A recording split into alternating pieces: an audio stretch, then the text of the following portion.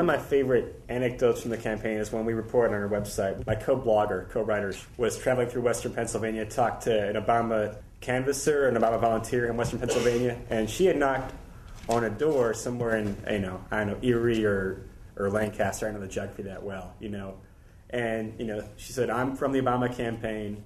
Do you happen to know who you're voting for? They're just doing their voter tagging. And the woman answered the door and said, yeah, I think we're voting for the N-word, right?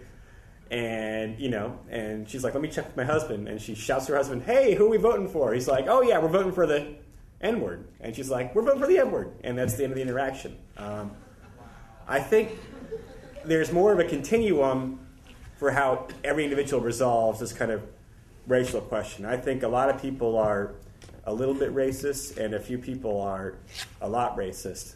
One thing people forget is that Barack Obama did not start out with the entirety of the black vote in hand. In fact, not even a majority necessarily. Some polls as late as Thanksgiving had Hillary winning the black vote about 3-2.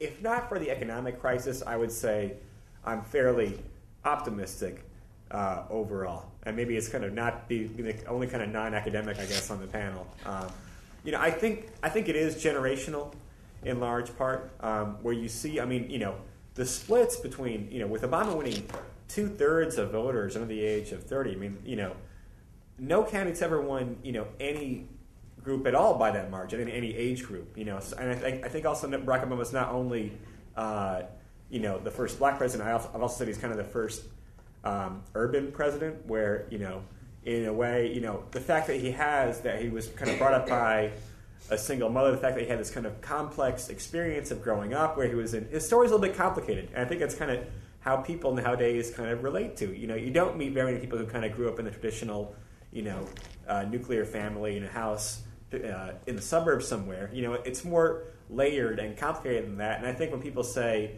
I relate to Barack Obama, that's part of it.